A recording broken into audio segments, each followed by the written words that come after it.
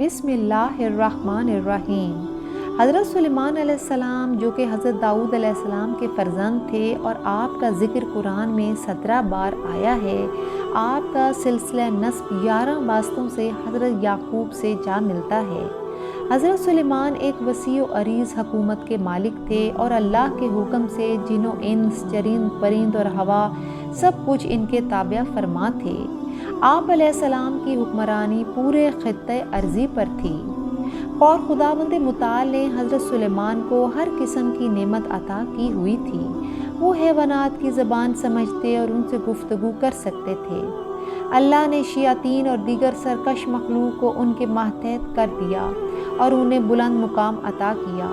اسی زمانے کی بات ہے کہ سرزمین یمن پر ایک خاتون بلقیس اپنی قوم پر حکومت کرتی تھی۔ وہ اور ان کی قوم بت پرستی اور خدا سے بہت دور تھے۔ حضرت سلیمان کو جب یہ پتہ چلا تو ملکہ بلقیس کو دعوت حق دی۔ ملکہ بلقیس کو جب یہ علم ہوا کہ آپ مقام نبوت، علم اور ہدایت رکھتے ہیں تو قریب سے تحقیق کے لیے اپنی قوم کے اشراف کے ساتھ یمن سے شام کی طرف روانہ ہوئی۔ ملکہ بلقیس کے پہنچنے سے پہلے حضرت سلیمان نے اپنے وزیر آصف برقیہ کے جن کو اسم اعظم معلوم تھا کے ذریعے تخت بلقیس منگوا لیا۔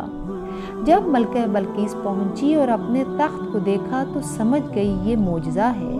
اس سے قبل بھی وہ حضرت سلیمان کی نبوت کی حقانیت کی نشانیاں دیکھ چکی تھی اور اللہ کی توحید کو اس نے قبول کیا اور اپنی پچھلی زندگی پر پشیمانی کا اظہار کیا، اور اس طرح اس نے حضرت سلیمان سے شادی کی اور دونوں مل کر لوگوں کو خدا پرستی کی طرف ہدایت دینے لگے۔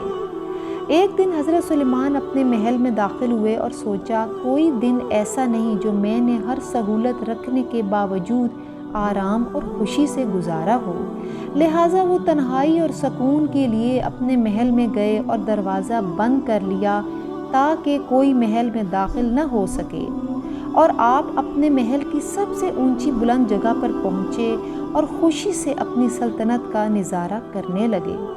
اچانک آپ نے ایک خوب رو بلند قامت نوجوان کو محل میں آتے دیکھا تو اس سے پوچھا کہ تم کون ہو اور کیسے محل میں داخل ہوئے؟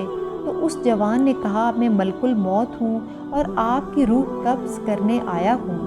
لہٰذا حضرت سلیمان کی روح قبض ہوئی جب کہ وہ اپنے عصا کے سہارے کھڑے تھے۔